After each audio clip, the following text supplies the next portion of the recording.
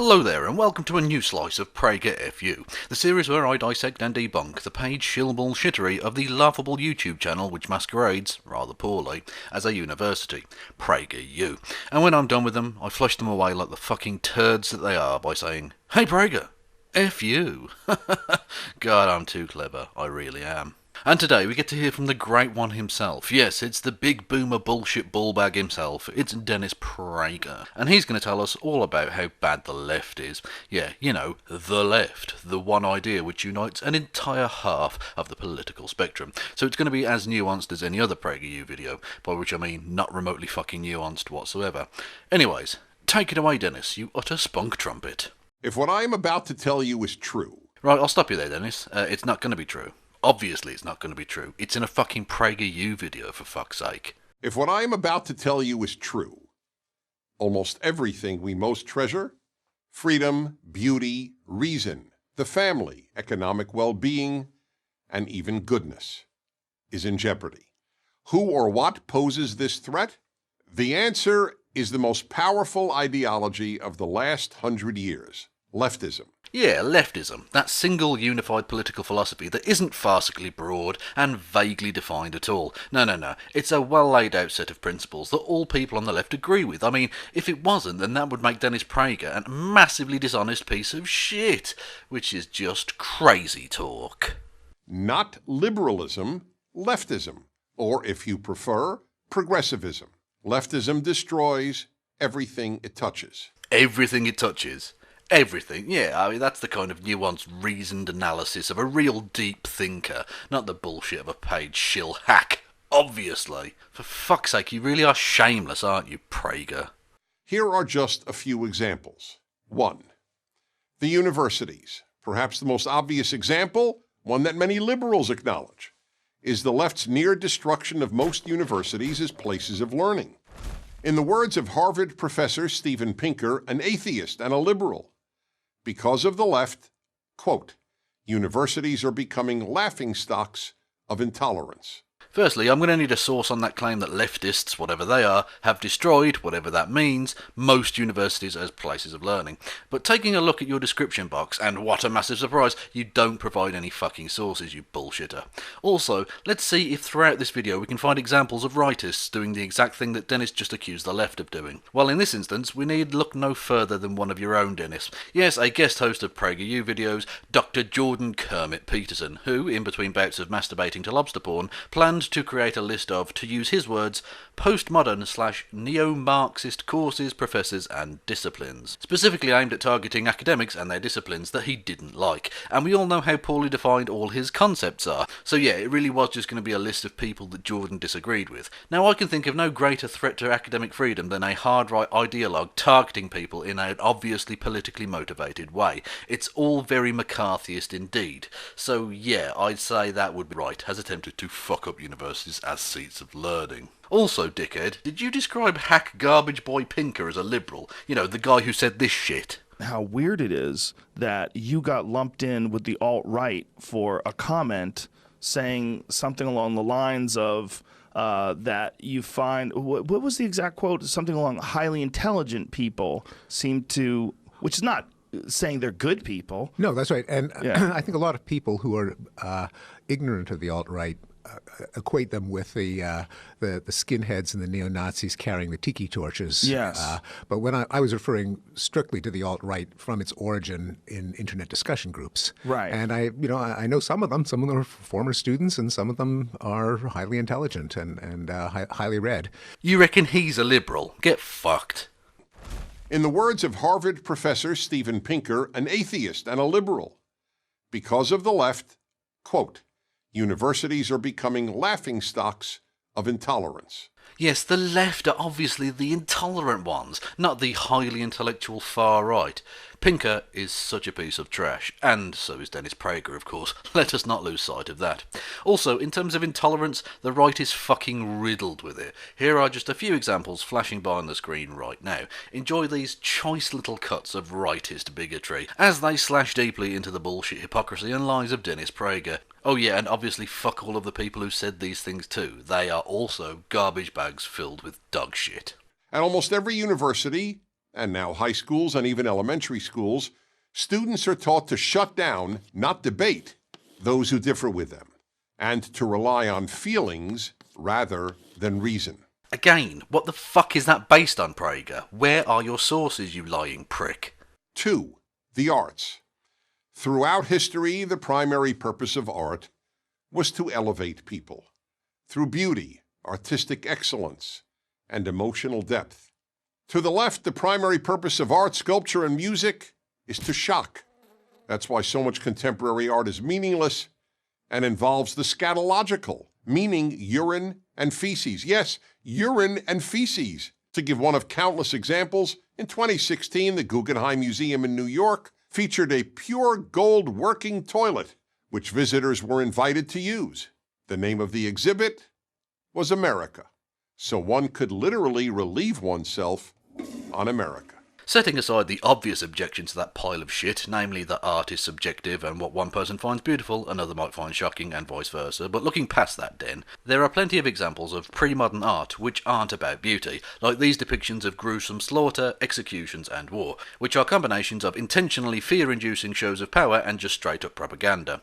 Also, you'll notice that some of these are quite shocking, which apparently is inherently bad in the mind of Dennis Prager for some fucking reason. And in terms of emotional depth, you may or may not be aware, Dennis, that most portraits of pre-photography leaders and statesmen were intentionally misleading so as to make the model appear more physically perfect than they actually were, partly as an attempt to make the subject feel more beautiful and therefore more powerful, and partly to play on the physical appearance-obsessed people of the time. So much for emotional depth, eh? And also, the very example you use there, that being Maurizio Catalan's America, actually fulfills all three of your criteria for supposedly good art. It is undoubtedly beautiful in its own way. Its rendering in finely polished gold is a superb thing to gaze upon. It shows artistic excellence as it is a perfect replica of the Guggenheim's other toilets, made out of gold for fuck's sake. How would one even go about making that? I don't know, but Catalan did, and he made it happen. It's a fully functioning golden toilet for fuck's sake. And it shows a great emotional depth as well. The piece is a satire of America as a nation. It pointedly exposes American culture as an image-obsessed and ultimately tacky affair, with elements of careless disposability which mixes enormous wealth and opulence with shit, literal and figurative. The piece also poses questions to Americans about their feelings towards whether they feel comfortable about urinating/defecating on a thing called America, and about whether simply calling a piece of art America actually means anything or not. Is shitting on America a bad thing or just an irrelevant thing? After all, it's just the name of a piece. It's not actually the nation called America. And does the fact that this conversation is even taking place mean that we have taken the externalising of our feelings towards nationality within inanimate objects too far? And should such pathological tendencies towards nationalistic behaviour be seen as bad, or are they themselves a manifestation of inner insecurities in a world where American imperial hegemony is coming to an end? And all of a sudden, we aren't even talking about a fucking toilet anymore. That's the levels of emotional depth that this piece has. So by your own fucking standards, Prager, the very piece you cite as the prime example of modern art's shallow pointlessness is surely a fucking righteous piece of high art, you imbecile. 3. Literature. The English department at the University of Pennsylvania replaced the portrait of the greatest English language writer who ever lived, William Shakespeare, with a picture of a black lesbian poet. Why?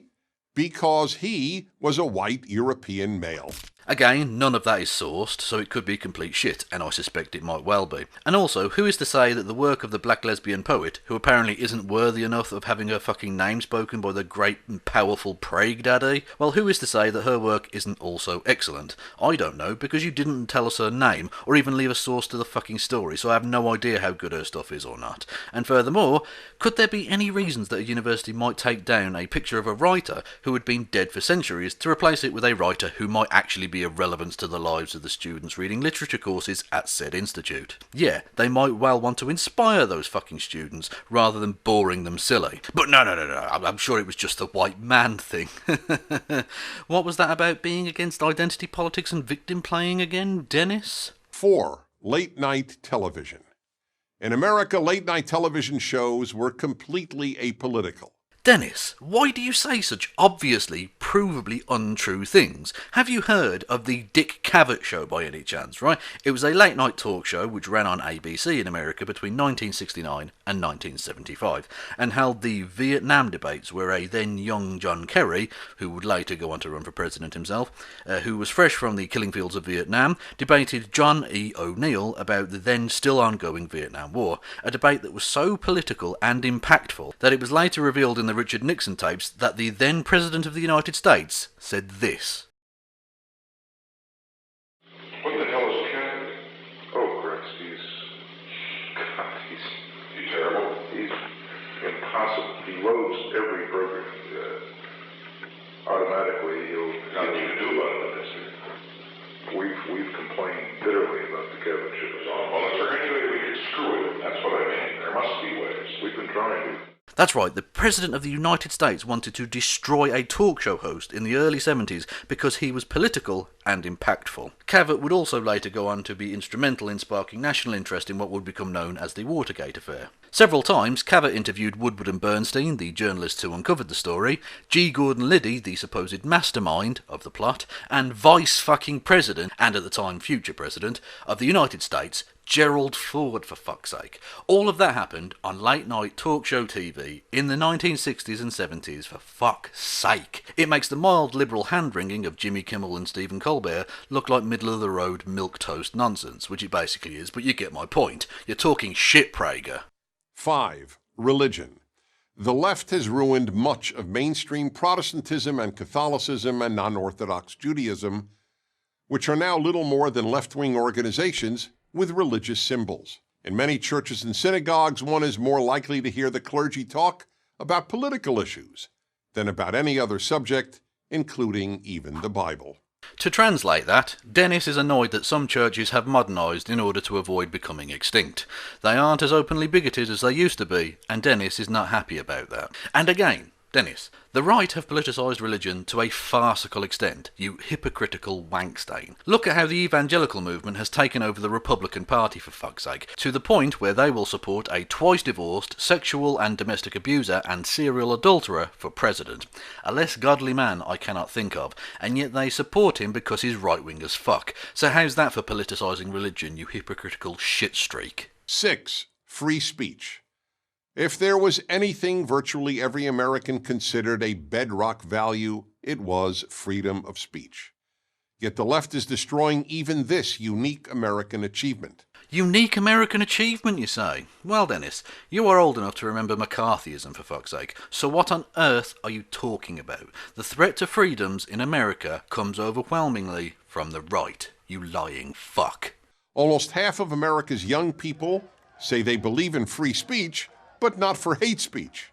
Yet the whole point of free speech is that it allows people to express any political or social position, including what any one of us considers hate speech. If you call for insurrection against the US government, you will likely be arrested, especially if you're a leftist. And you know this, so fuck off. 7. Race. America has become the least racist multiracial society in world history. This is so obviously false, I don't even know where to start. In America, Donald Trump is president. You have white supremacist terrorists murdering people. You have police targeting of black and Latino communities. You have staggering, ridiculous levels of racial wealth inequality. Dennis, you're talking shit, dude. 8. The Boy Scouts. The left is destroying the Boy Scouts. They're not even the Boy Scouts anymore, they're just the Scouts. The left forced them to admit girls. Here's the thing about the left. It only destroys. It doesn't build. The Boy Scouts have helped shape tens of millions of boys into independent, strong, good men. So where's the left-wing version of the Boy Scouts? What the fuck are you even doing now, Dennis? This is your gripe with the world. The fucking Boy Scouts. And to think, PragerU have the gall, the sheer fucking gall, to accuse others of being precious little snowflakes looking to manufacture outrage. Get fucked. Also, Dennis, the guy who founded the Scout movement, Robert Baden-Powell, was a Nazi who described Mein Kampf as a wonderful book. And you, Dennis, have claimed that the Nazis were socialists. I mean, they obviously weren't, but PragerU have claimed that they were, so, stick with me here. So surely, according to your logic, Dennis, that would mean that the Scouts are a left-wing organisation. So turn that question back on yourself. Where is the right-wing version of the Boy Scouts, motherfucker? You see, Dennis, your constant dishonesty and bullshit will always come back to bite you in the ass. So how about you just stop lying all the fucking time? I know that's not what your paymasters want, but it might make you look like less of a prick all the time. 9. Male-female. In some ways, scariest of all, the left is committed to ending male and female as distinct categories. No, the left, and indeed scientifically literate people in general, regardless of political inclinations, are intent on describing the reality of sex and gender as correctly as possible, rather than the incredibly nuanced penis and vagina rantings that the right produce. Also, it's interesting that you find this the most scary, right? Scarier than the ending of freedom of speech or academic excellence? No. It's boys have a dick, girls have a pussy binary. That's the real sacred cow here, for some fucking reason. You are a really messed up person, Dennis Prager. So why does the left engage in so much destruction?